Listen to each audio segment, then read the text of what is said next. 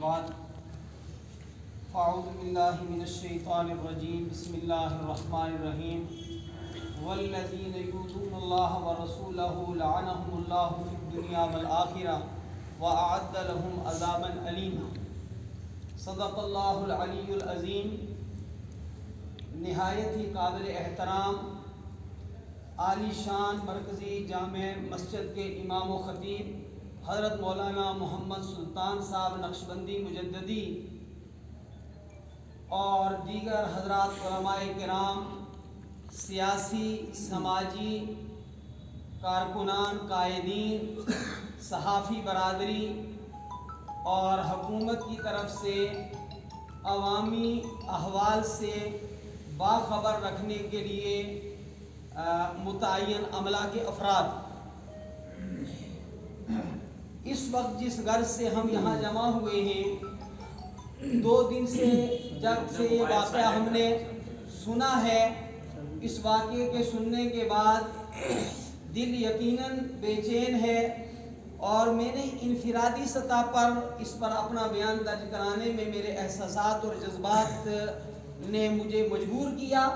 تاہم اس میں کوئی دو رائے نہیں، میرا پچھلا 25 سالہ یہ عمل رہا ہے اور تا حیات رہے گا کہ اجتماعیت کے اندر زندگی ہے، اتحاد کے اندر زندگی ہے۔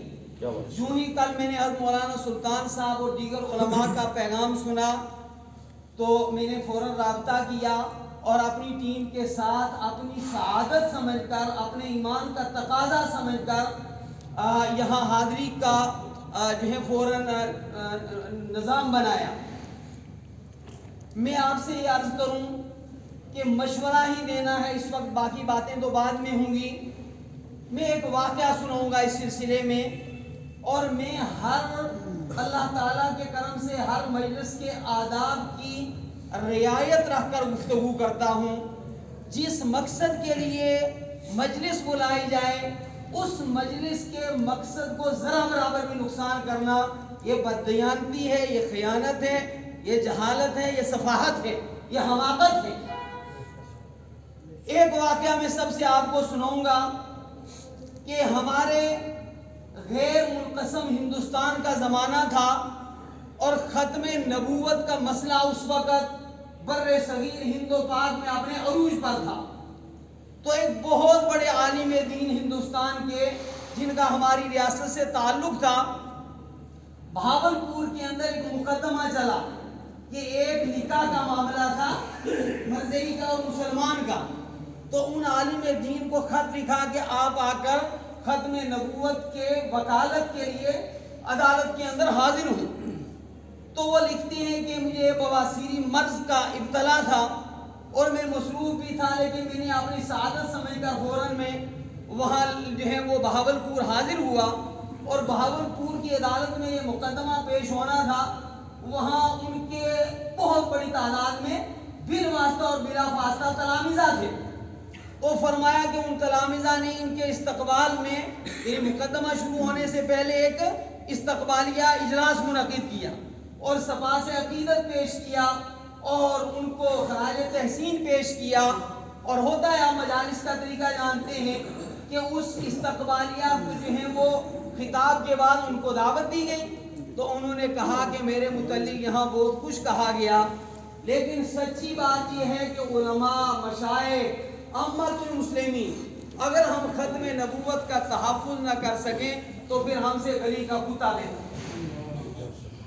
میں آپ سب سے یہ کہنا چاہتا ہوں، ٹھیک کہا ڈاکٹر صاحب نے کہ اجتماعیت کسی ایک واقعے میں ضرورت نہیں، ہر دن اجتماعیت ہماری ضرورت ہے، اتفاق ہر شب ہماری ضرورت ہے۔ یہ شرعی فریضہ ہے، یہ رسول اکرم صلی اللہ علیہ وسلم کا فرمان پاک ہے۔ تو باقی ساتھیوں کے ساتھ ساتھ میں بھی یہ عرض کروں گا کہ دیکھیے، خدائی خدا کے پاس، خدائی خدا کے پاس ہے، کسی حکومت کے پاس نہیں، کسی صاحب اقتدار کے پاس نہیں، کسی بڑی جماعت کے پاس نہیں۔ اللہ کی الوہیت، اس کی خدائی اسی کے پاس ہے۔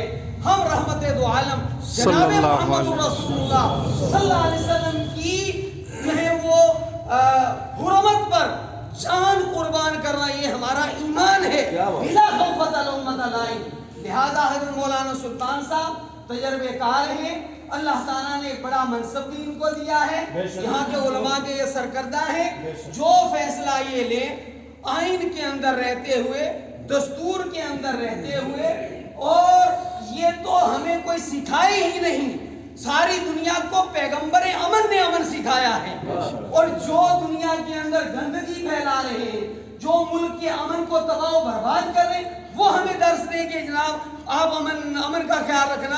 ارے امن تو پیغمبر امن و عافیت وقار انسانیت جناب محمد رسول اللہ صلی اللہ علیہ وسلم کی دین ہے۔ لہذا تمام حضرات جو ہیں وہ ایک فیصلہ لیں، میں بھی اس کی تائید کرتا ہوں کہ پورا امن مگر باوقار، باوزن، باعظمت طریقے سے ہم ایک بڑا اجلاس کریں اور اس میں اپنا احتجاج اس یتی نرسنگانند سرسوتی خبیث ملعون کے خلاف درج کرائیں۔ جو ہے ہم زندہ ہیں تو زندہ نظر آنے چاہیے، ٹھیک ہے؟ زندگی فکر کا نام ہے، زندگی عمل کا نام ہے، لہذا ہمیں کوئی ایجنسی، کوئی ادارہ امن کا سبق نہ پڑھائے۔ ہماری تاریخ ہے کہ دنیا کو امن ہم نے دیا ہے، لیکن امن کی بھی حدود ہوتی ہیں۔ آپ ہماری عزت نفس کو پامال کرو، آپ ہمارے ایمان پر ڈاکے ڈالو۔ لوگ سیاسی فیصلے بھی مذہبی مقامات پر کرتے ہیں، سیاسی فیصلے بھی مذہبی مقامات پر کرتے ہیں، اور ہم جو ہے ایمانی فیصلے کے لیے بھی کوئی جھجک محسوس کرے، کوئی ایسی بات نہیں۔ حضرت اپنے تجربات کے جو ہے ساتھ اس ساری عوام کو، مختلف مکاتب ہائے فکر کو اپنے اعتماد میں لے کر جو فیصلہ کریں گے اس فیصلے پر ہم لبیک کہیں گے اور اس پر قدم ہم آگے بڑھائیں گے انشاءاللہ الرحمن۔ ہاں، اس بڑے احتجاج سے ہٹ کر، چونکہ پڑھا لکھا طبقہ یہاں تشریف فرمائے، میں درخواست کروں گا کہ احتجاج کا ایک وہ طریقہ ہے اور ایک احتجاج کا یہ طریقہ ہے۔ میں سارے علماء سے مؤدبانہ درخواست کروں گا، آپ سب سوشل میڈیا سے جڑے ہوئے ہیں، باقاعدہ آج سے ہی اپنی مساجد کے اندر سیرت کے دروس جو ہیں وہ شروع کیے جائیں، جتنا وہ چاہیں، اور ہونے والا کچھ نہیں۔ یریدون لیطفئوا نور اللہ بافواہہم واللہ متم نورہ ولو کرہ الکافرون هو الذی ارسل رسولہ بالہدی ودین الحق لیظہرہ علی الدین کلہ ولو کرہ المشرکون۔ نہ مٹا ہے نہ مٹے گا چرچا تیرا، یہ تو مٹ جائیں گے آدھا تیرے، ان شانیک هو الابتر ورفعنا لک ذکرک۔ لیکن نہ نبی صلی اللہ علیہ وسلم استغفر اللہ ہماری کسی حمایت، دفاع اور نصرت کے محتاج ہیں، ہم محتاج ہیں اس کے کہ ہم نشاور ہو جائیں، ہمارے ماں باپ قربان ہو جائیں، ہماری نسلیں رحمت دو عالم صلی اللہ علیہ وسلم کے نام پاک، آپ کی حرمت اور عظمت کے اوپر جو ہے وہ نثار ہو جائیں۔ اور یہ بے وقوف ہے، یہ بدنما داغ ہے ہندو مذہب کے اندر ہونے پر، یہ سرسوتی، یہ مندروں کے نام پر داغ ہے۔ دیکھیے ہم ایک اللہ کی پرستش کرتے ہیں، مگر ہمارا مذہب ہمیں تمام مذاہب کے پیشواؤں کے احترام کی تعلیم دیتا ہے۔ یہ دشمن ہے اس ملک کا، یہ سب سے بڑا دہشت گرد ہے اس ملک کا۔ ہم کہیں گے حکومت وقت سے کہ ایسے دہشت گردوں کو لگام دو، ورنہ دہشت گردوں اور ظالموں سے ہم کبھی سمجھوتا نہیں کر سکتے۔ تمہارا قانون کام نہیں کرے گا، ہماری انسانیت ایسے دریدہ دہن، خبیث، ملعون، اخبث الخبثاء کی جو ہے کو لگام دینا اپنا انسانی فریضہ سمجھے گی۔ اللہ رب العالمین ہم سب کو عمل کی توفیق۔